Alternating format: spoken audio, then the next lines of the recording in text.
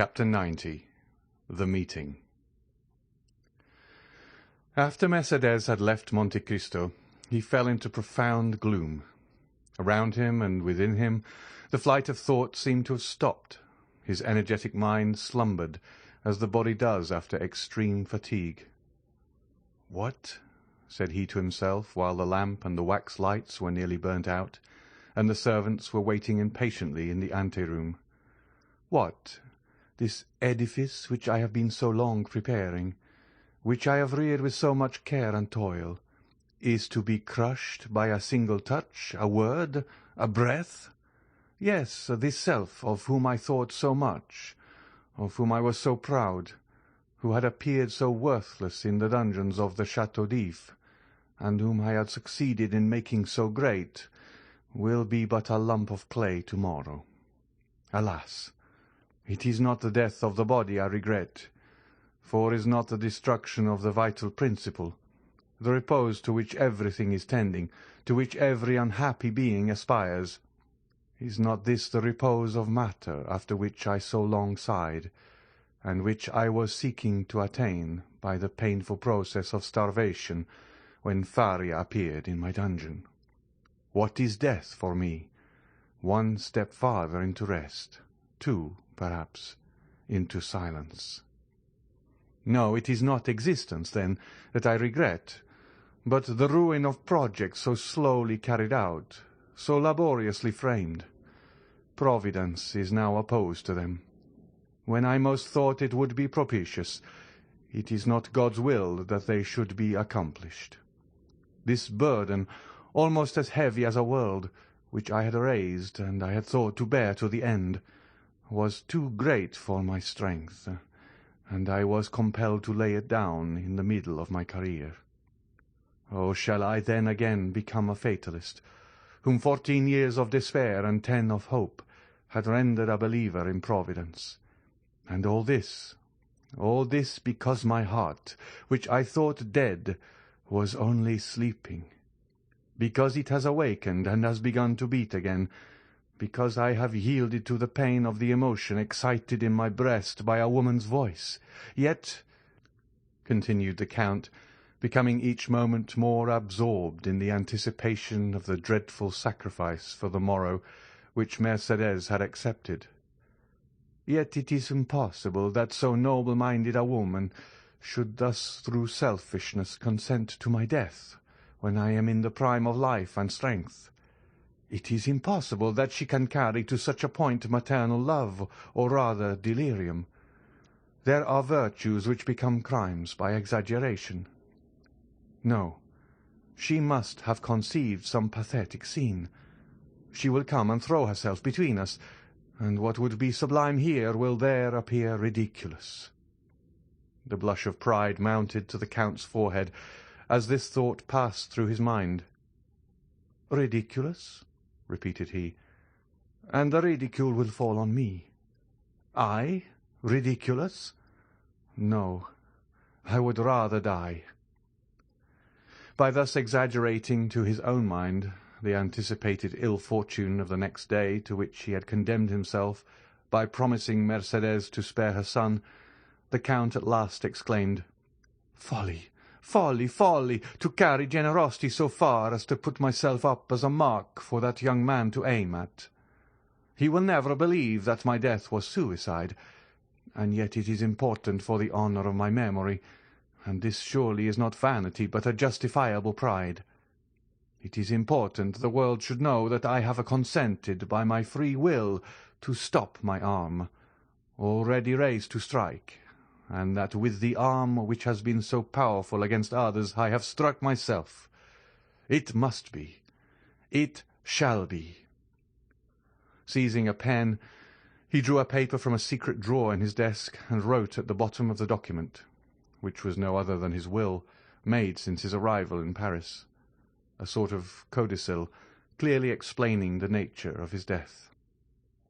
"I do this, O my God," said he, with his eyes raised to heaven, "as much for thy honour as for mine. I have during 10 years considered myself the agent of thy vengeance, and other wretches like Morcerf, Danglars, Villefort, even Morcerf himself, must not imagine that chance has freed them from their enemy. Let them know, on the contrary, that their punishment, which had been decreed by Providence, is only delayed by my present determination. And although they escape it in this world, it awaits them in another, and that they are only exchanging time for eternity." While he was thus agitated by gloomy uncertainties, wretched waking dreams of grief, the first rays of morning pierced his windows, and shone upon the pale blue paper on which he had just inscribed his justification of Providence. It was just 5 o'clock in the morning, when a slight noise like a stifled sigh reached his ear. He turned his head, looked around him, and saw no one, but the sound was repeated distinctly enough to convince him of its reality. He arose, and quietly opening the door of the drawing-room, saw Haydée, who had fallen on a chair, with her arms hanging down, and her beautiful head thrown back. She had been standing at the door, to prevent his going out without seeing her, until sleep, which the young cannot resist, had overpowered her frame, wearied as she was with watching. The noise of the door did not awaken her, and Monte Cristo gazed at her with affectionate regret. "She remembered that she had a son," said he, "and I forgot I had a daughter." Then shaking his head sorrowfully, "Poor Haydée," said he, "she wished to see me, to speak to me. She has feared or guessed something. Oh, I cannot go without taking leave of her. I cannot die without confiding her to someone."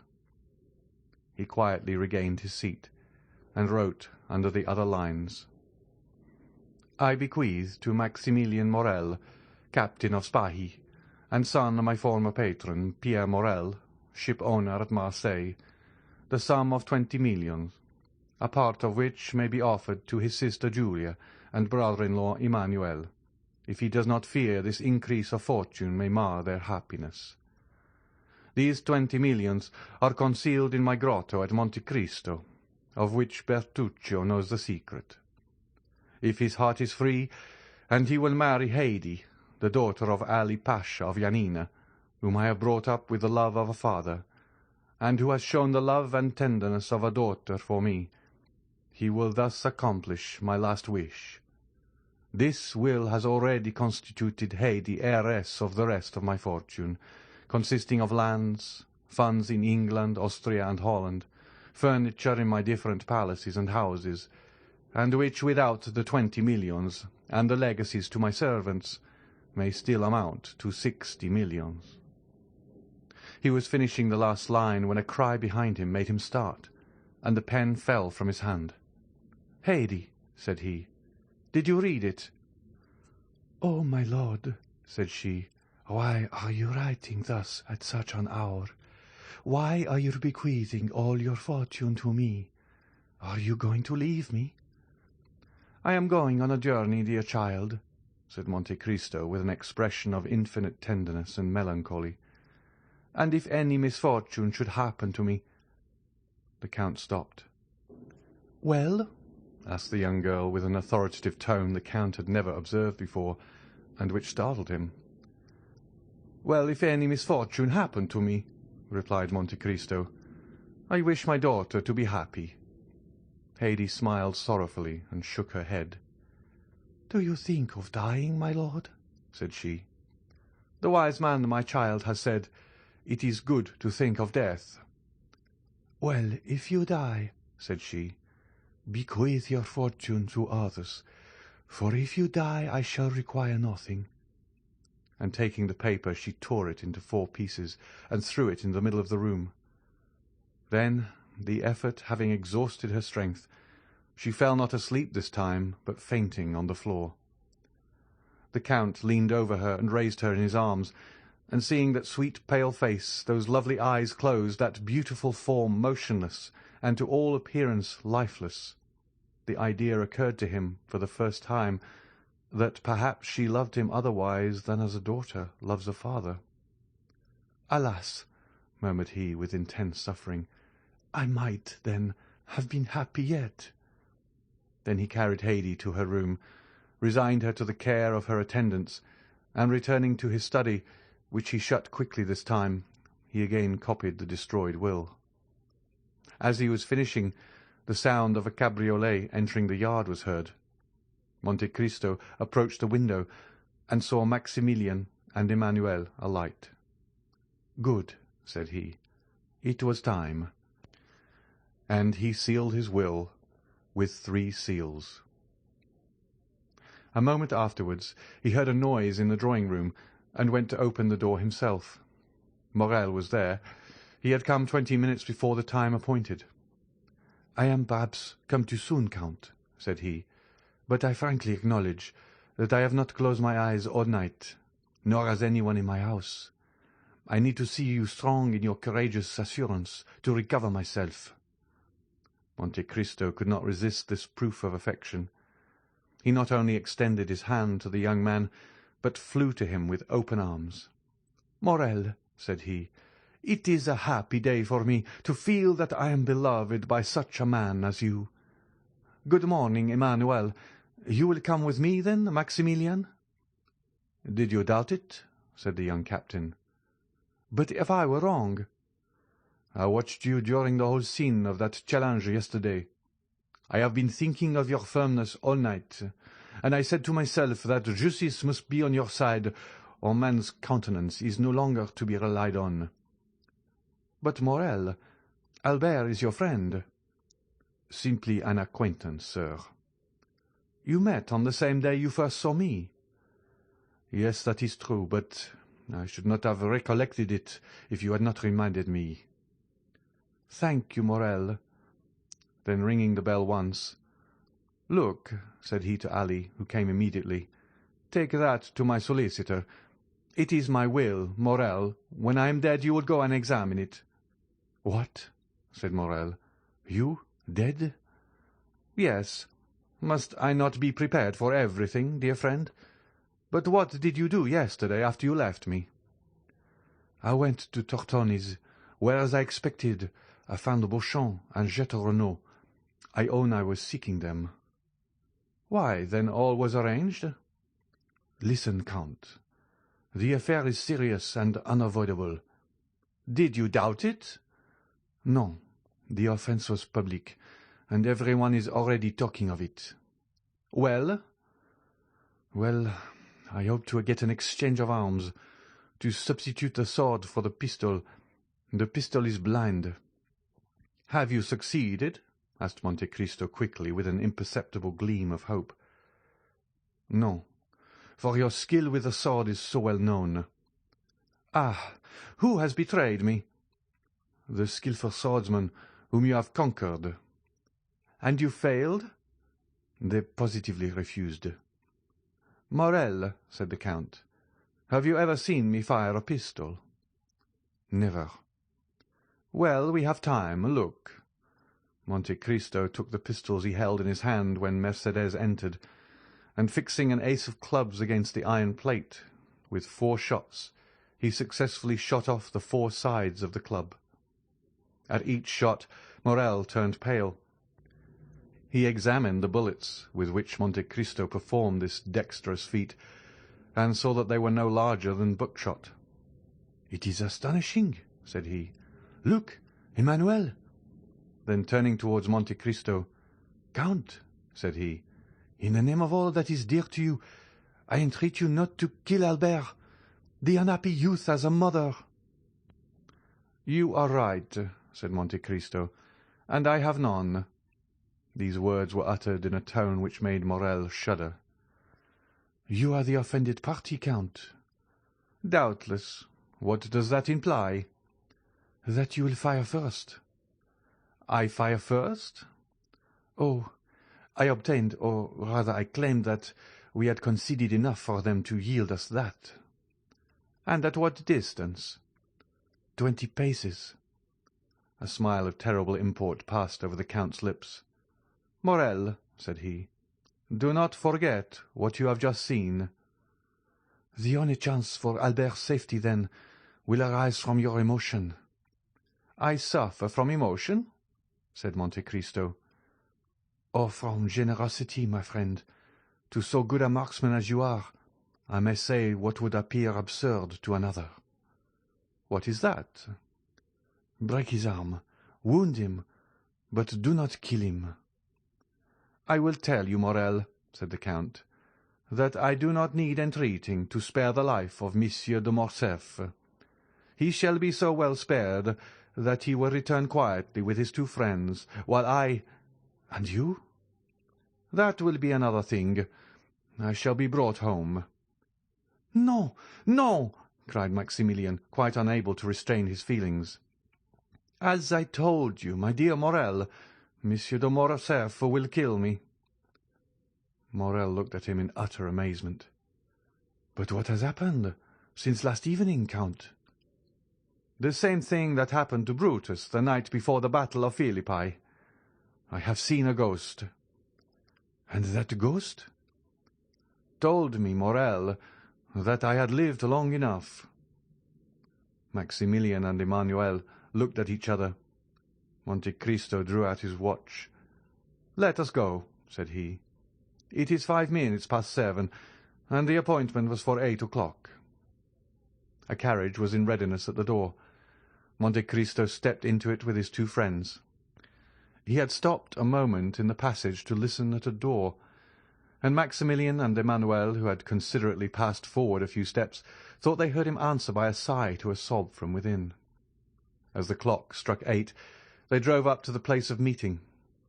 "We are first," said Morel, looking out of the window. "Excuse me, sir," said Baptistin, who had followed his master with indescribable terror, "but I think I see a carriage down there under the trees." Monte Cristo sprang lightly from the carriage, and offered his hand to assist Emmanuel and Maximilian. The latter retained the Count's hand between his. "I like," said he, "to feel a hand like this, when its owner relies on the goodness of his cause." "It seems to me," said Emmanuel, "that I see 2 young men down there who are evidently waiting." Monte Cristo drew Morel a step or two behind his brother-in-law. "Maximilian," said he, "are your affections disengaged?" Morel looked at Monte Cristo with astonishment. "I do not seek your confidence, my dear friend. I only ask you a simple question. Answer it. That is all I require." "I love a young girl, Count." "Do you love her much?" "More than my life." "Another hope defeated," said the Count. Then with a sigh, "Poor Haydée," murmured he. "To tell the truth, Count, if I knew less of you, I should think that you are less brave than you are." "Because I sigh when thinking of someone I am leaving. Come, Morel, it is not like a soldier to be so bad a judge of courage. Do I regret life? What is it to me, who have passed 20 years between life and death? Moreover, do not alarm yourself, Morel. This weakness, if it's such, is betrayed to you alone. I know the world is a drawing-room from which we must retire politely and honestly, that is, with a bow and our debts of honour paid." "That is to the purpose. Have you brought your arms?" "I? What for? I hope these gentlemen have theirs." "I will inquire," said Morel. "Do, but make no treaty. You understand me." "You need not fear." Morel advanced towards Beauchamp and Château Renaud, who, seeing his intention, came to meet him. The 3 young men bowed to each other courteously, if not affably. "Excuse me, gentlemen," said Morel, "but I do not see Monsieur de Morcerf." "He sent us word this morning," replied Château Renaud, "that he would meet us on the ground." "Ah," said Morel. Beauchamp pulled out his watch. "It is only 5 minutes past 8, said he to Morel. "There is not much time lost yet." "Oh, I made no allusion of that kind," replied Morel. "There is a carriage coming," said Château Renaud. It advanced rapidly along one of the avenues leading towards the open space where they were assembled. "You are doubtless provided with pistols, gentlemen? Monsieur de Monte Cristo yields his right of using his." "We had anticipated this kindness on the part of the Count," said Beauchamp. and I have brought some weapons which I brought 8 or 10 days since, thinking to want them on a similar occasion. They are quite new, and have not yet been used. Will you examine them? Oh, Monsieur Beauchamp, if you assure me that Monsieur de Morcerf does not know these pistols, you may readily believe that your word will be quite sufficient. Gentlemen, said Chateau Renaud, it is not Morcerf coming in that carriage. Faith, it is Franz and Debray. The 2 young men he announced were indeed approaching. What chance brings you here, gentlemen? Said Chateau Renaud, shaking hands with each of them. Because, said Debray, Albert sent this morning to request us to come. Beauchamp and Chateau Renaud exchanged looks of astonishment. I think I understand this reason, said Morel. What is it? Yesterday afternoon, I received a letter from Monsieur de Morcerf, begging me to attend the opera. And I, said Debray. And I also, said Franz. And we too, added Beauchamp and Chateau Renaud. Having wished you all to witness the challenge, he now wishes you to be present at the combat. Exactly so, said the young men. You have probably guessed right. But after all these arrangements, he does not come himself, said Chateau Renaud. Albert is 10 minutes after time. There he comes, said Beauchamp, on horseback, at full gallop, followed by a servant. How imprudent, said Chateau Renaud, to come on horseback to fight a duel with pistols, after all the instructions I had given him. And besides, said Beauchamp, with a collar above his cravat, an open coat and white waistcoat. Why has he not painted a spot upon his heart? It would have been more simple. Meanwhile, Albert had arrived within 10 paces of the group formed by the 5 young men. He jumped from his horse, threw the bridle on his servant's arms, and joined them. He was pale, and his eyes were red and swollen. It was evident that he had not slept. A shade of melancholy gravity overspread his countenance, which was not natural to him. "I thank you, gentlemen," said he, "for having complied with my request. I feel extremely grateful for this mark of friendship." Morel had stepped back as Morcerf approached, and remained at a short distance. "And to you also, Monsieur Morel, my thanks are due. Come, there cannot be too many." "Sir," said Maximilian, "you are not perhaps aware that I am Monsieur de Monte Cristo's friend?"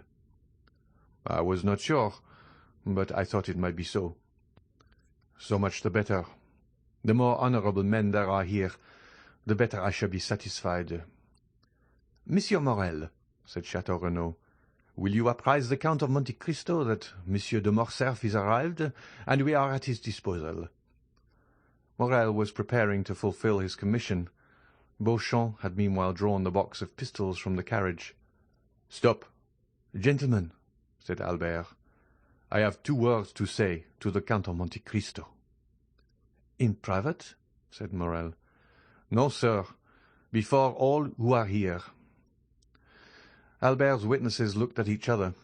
Franz and Debray exchanged some words in a whisper, and Morel, rejoiced at this unexpected incident, went to fetch the Count, who was walking in a retired path with Emmanuel. "What does he want with me?" said Monte Cristo. "I do not know, but he wishes to speak to you." "Ah," said Monte Cristo, "I trust he is not going to tempt me by some fresh insult." "I do not think that such is his intention," said Morel. The Count advanced, accompanied by Maximilian and Emmanuel. His calm and serene look formed a singular contrast to Albert's grief-stricken face, who approached also, followed by the other 4 young men. When at 3 paces distant from each other, Albert and the Count stopped. "Approach, gentlemen," said Albert. "I wish you not to lose one word of what I am about to have the honour of saying to the Count of Monte Cristo, for it must be repeated by you to all who will listen to it, strange as it may appear to you." "Proceed," said the Count. "Sir," said Albert, at first with a tremulous voice, but which gradually became firmer, "I reproached you with exposing the conduct of Monsieur de Morcerf in Epirus. For guilty as I knew he was, I thought you had no right to punish him. But I have since learned that you had that right. It is not Fernand Mondego's treachery toward Ali Pasha which induces me so readily to excuse you, but the treachery of the fisherman Fernand towards you, and the almost unheard-of miseries which were its consequences. And I say, and proclaim it publicly, that you were justified in revenging yourself on my father, and I, his son, thank you for not using greater severity." Had a thunderbolt fallen in the midst of the spectators of this unexpected scene, it would not have surprised them more than did Albert's declaration. As for Monte Cristo, his eyes slowly rose towards heaven with an expression of infinite gratitude. He could not understand how Albert's fiery nature, of which he had seen so much among the Roman bandits, had suddenly stooped to this humiliation. He recognized the influence of Mercédès, and saw why her noble heart had not opposed the sacrifice she knew beforehand would be useless. "Now, sir," said Albert, "if you think my apology sufficient, pray you give me your hand. Next to the merit of infallibility which you appear to possess, I rank that of candidly acknowledging a fault. But this confession concerns me only. I acted well as a man, but you have acted better than man. An angel alone could have saved one of us from death. That angel came from heaven. If not to make us friends, which, alas, fatality renders impossible, at least to make us esteem each other." Monte Cristo, with moistened eye, having breast and lips half open, extended to Albert a hand which the latter pressed with a sentiment resembling respectful fear. "Gentlemen," said he, "Monsieur de Monte Cristo receives my apology. I had acted hastily towards him. Hasty actions are generally bad ones. Now my fault is repaired. I hope the world will not call me cowardly for acting as my conscience dictated. But if any one should entertain a false opinion of me," added he, drawing himself up as if he would challenge both friends and enemies, "I shall endeavour to correct his mistake." "What happened during the night?" asked Beauchamp of Château Renaud. "We appear to make a very sorry figure here." "In truth, what Albert has just done is either very despicable or very noble," replied the Baron. "What can it mean?" said Debray to Franz. "The Count of Monte Cristo acts dishonourably to Monsieur de Morcerf, and is justified by his son? Had I 10 Yaninas in my family, I should only consider myself the more bound to fight 10 times. As for Monte Cristo, his head was bent down, his arms were powerless. Bowing under the weight of 24 years' reminiscences, he thought not of Albert, of Beauchamp, of Château Renaud, or of any of that group, but he thought of that courageous woman who had come to plead for her son's life, to whom he had offered his, and who had now saved it by the revelation of a dreadful family secret, capable of destroying for ever in that young man's heart every feeling of filial piety. "Providence still," murmured he. "Now only am I fully convinced of being the emissary of God."